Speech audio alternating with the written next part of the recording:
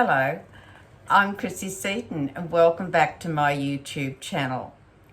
Today I'm going to address a subject that I have been thinking about for some time, and in recent weeks I have made a decision that I'm going to discuss it on my channel in the form of a video and give you some references and some options to go and look at things for yourself. So, as you've probably seen by the topic, we are talking about transgendering children and the business model. Yes, and the business model. We'll come to that later. And so common sense does compel me, and probably you, I would say, to examine this tragic topic of transgendering and alongside of that, the role of parental rights in this matter. Now, I'm going to also introduce you at the same time to a wonderful book by a wonderful author who I know, and she has done a stellar job. It's called Freedom to Choose, and it's by Miriam Cowan. Now, Miriam has written some very inspiring things in here and has covered some of these concerns we all have. Now, her book talks about the universal ethics for emotional and spiritual well-being. And right now I'm going to give you a link to where you can get her book, and I suggest you do, because I'm only touching extremely briefly on this. You really need to read this book and get a grounded opinion and a grounded view of what times we're living in at the moment. So here's where you can get Miriam's book. I have put it in the circle there, so just pause the video, but I will also put the link in the description box below. So it is an email, 7ethicsofreedom@gmail.com, but it'll be in the description box below. Now, common sense. One has to wonder where that is at the time, don't we? When we think, we've all thought of ourselves each day and thought, oh, where was my common sense when I said or did that, you know? But common sense is still the best measure. One has to look and think and take apart things and look at them in a sensible and in a framework of not letting your emotions run away with you. One has to keep calm, cool and collected no matter what the topic is we're looking at, just as we're going to look through this topic today. Now, the framework of all this consists of the parental role and authority. Their authority is challenged and overtaken when it comes to this transgendering of children and the education of children in modern times. It comes into the school at the very first grade. Children are encouraged to explore their feelings and sexuality. There's all manner of things that go on and children are exposed to in the classroom that I doubt that a lot of parents even know about. And so we come to this very important framework about how much of parents' role has been eroded by the classroom. Do parents know exactly what's going on? So we're looking at this gradually, progressively eroding the actual rights, the God-given rights of parents to protect their children, to look after them, to love them, to guide them, to act on their best interest, in their best interests. The child's safety is paramount. I mean, you know, let's talk about a mother, you know, that if her child's threatened or anything, that woman goes from a serene, ladylike stance to a raging, roaring lioness. You know, it's an inborn right that we have as a female. And I'm not saying males don't, of course they do as well. But so we've got this role that is natural to us as a parent, especially as a mother, and now some stranger that doesn't know me or you is telling your child what they can do, and they don't have to talk to mum and dad about it. So they're already eroding the role of a parent by more or less saying, oh, don't tell mum and dad, they won't understand, you know. So they're encouraging a child to be secretive and deceitful with their parents. Now think about that to start with. If that's what's going on in our education department where you or I live, then we need to be doing something about this. I don't know how we do it, but maybe we have some rights as a parent that there must be a parent in the classroom for every class. One parent as an objective observer. Maybe we need to start, parents need to start saying we have rights, I have rights. I need to know what my child's been taught. One parent per day can be a representative. Anyway, chew on that. Think about it.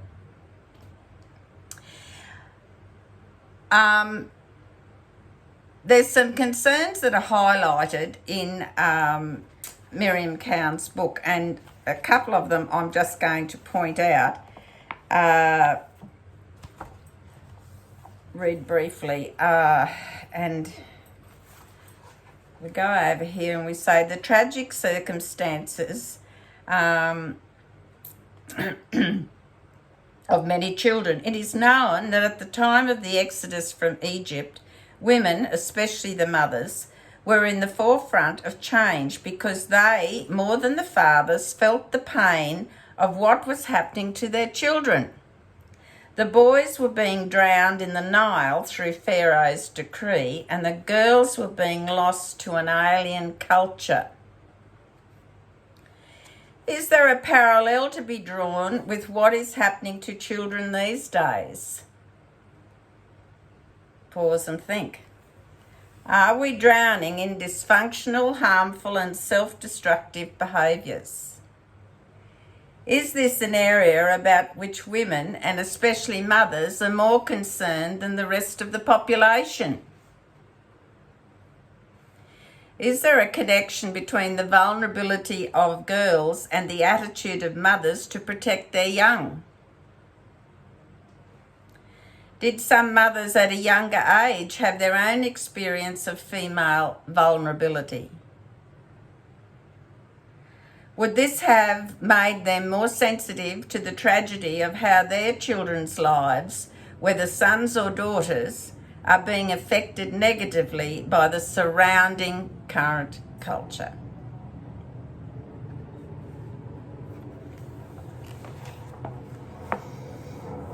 Okay. So let's talk about this age of consent. We are now told that children can be guided and, how shall I say, coached, I suppose, secretly from their parents with regard to changes they may want to make to their body, or they may want to change being a boy to a girl or vice versa. So they're told that they're in a safe environment where they can be guided through this process and they don't have to tell mum and dad about it. Now that to me is the ultimate, most evil thing an adult can tell a child. What sort of a sick person thinks it's okay to encourage a child to be deceitful and withhold information from their parent? And that's what it is. That's what it is.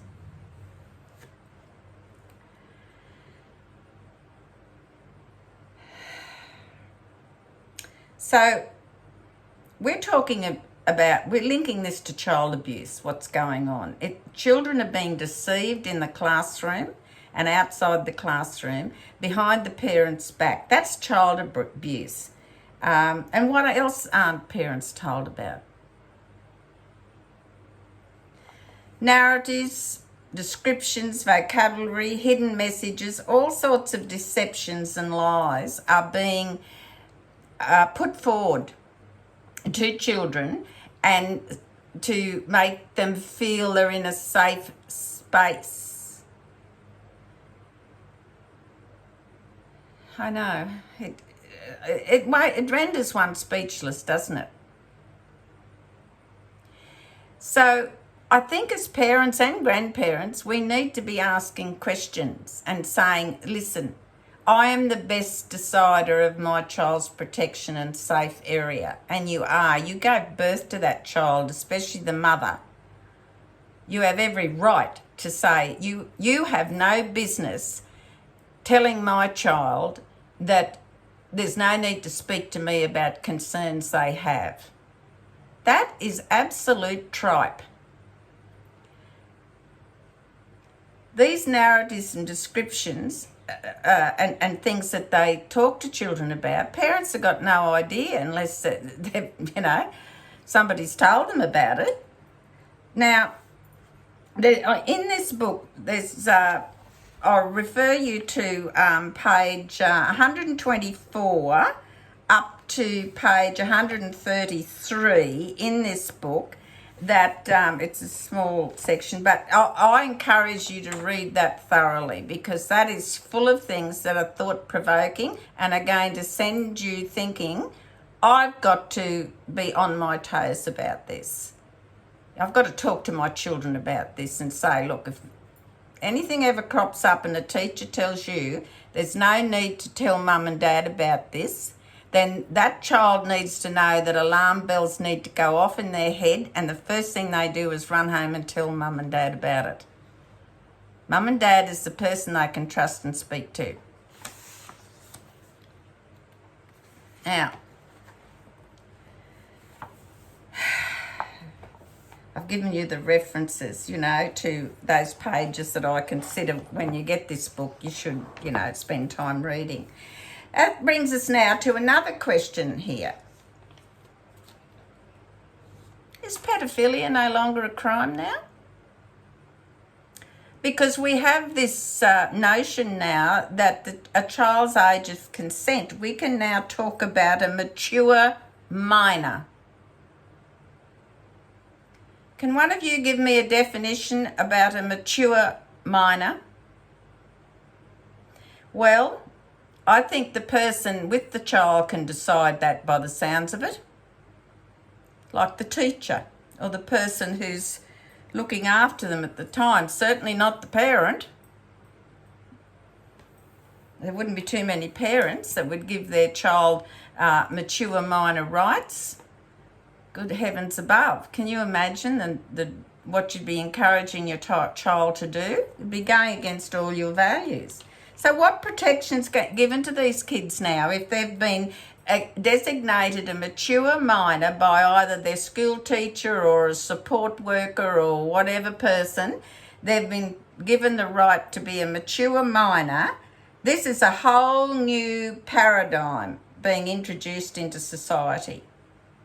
And we need to be concerned about it. We need to be sensible about it. And, this society walking away with all these liberal ideas and hoo-ha, and that's what it is. It's got to stop. People have to stand up and start talking to their local members wherever they live and say, look, what's your take on this? Have you investigated the schools in your district, in your electorate? What are they teaching? Have you ever walked in unannounced to a classroom to see what's going on? Oh, no, of course they wouldn't have. Test the mettle of your local member and find out exactly where they stand on this. How much do they know about it? Do they actually know? Have they gone and talked to some parents? I'll be interested to hear the results of your investigation. Now, let's get to the next stage of this troubling topic. And what agenda or ideology is the main motivator in this transgendering from such an early age? Oh, and not to mention other ages as well, but I'm talking about the very young here. We're getting down, we're not talking about 18, 19-year-olds, 30-year-olds or whatever. We're talking about lower primary age and things like that. Let us get our cards on the table and talk straight. Who benefits most from all this? Long-term benefits. Have a think about that. Let's not think about whether the child's going to benefit, because we don't know yet. 9 chances out of 10 there's not going to be a lot of benefit for the child. They're going to suddenly reach an age of maturity here somewhere and ask themselves, why, how did this happen? How did anyone let this happen to me? Isn't it going to be interesting then? Let's imagine the counter lawsuits there's going to be. So, okay, who benefits most from this whole transgendering affair? The medical and pharmacological and surgical institutions. The biggest beneficiary is the pharmacology organisations, companies, big pharma I'm talking about. Big pharmacology, because there is a continuous, lifelong, ongoing need for medication for these people who have undergone transgender reassignment surgery, etc., etc. Lifelong medications. There's all the complementary surgery. They want to go in and have some facelifting or changing or altering or manipulation or whatever. It's not just taking away the sexual organs. It's all the, the, how shall I say, mammoplasties, all sorts of things that are done. So there's a long stairway of all interventions, even after the surgery, but most of all pharmacology. Pharmacology are the main big-time beneficiaries for life, for the life of each of those people who have undergone that surgery. Now it's the next question, who's paying for all this? Let's say that young child goes through some transgender surgery, who's going to pay for that? I'm not even going to answer that. I'm going to let you think about that. But I would think if the taxpayer is paying for that, there needs to be some questions asked about the government in our area or in our country. And say, let's put some morals in place here. Let's talk common sense. Because those medications have got to be paid for, and probably some intervention in minor surgical things from time to time. And this is all going to be as a result of mutilating and disfiguring a perfectly normal human being in the beginning, without proper counselling, without proper professionals talking to these kids. If they're going to come to school one day and say they want to be a different sex, the boy wants to be a girl, girl wants to be a boy, okay, we take that into account and we would talk about that and get the correct people to talk and speak to them. And that's not an uncommon thing. These are little kids we're talking about, I mean, let's be honest. If you've got a little girl and she insists on climbing trees and wearing jeans, good on her. She'll be learned to stand up for herself and be strong and have a personality and an opinion. If you've got a little boy that would rather play in the cubby house with the pups or the kittens or the neighbour's dolls or something, that's okay. That's fine. He'll probably grow in to be a doctor or a sensitive vet or what. Who knows? We've all had children, all know of people who have had children and they've said, oh my gosh, he doesn't want to play sport or she doesn't want to learn about sewing, she'd rather go out and get on the motorbike and ride, Personality. got nothing to do with your gender identity or anything like that. So it's, you know, and okay, if there are children that grow up and age into maturity and want to go ahead with it, that's their choice, that they're able to make an informed choice. But is a lower primary school child able to make an informed, common sense choice? I'd argue that and say no.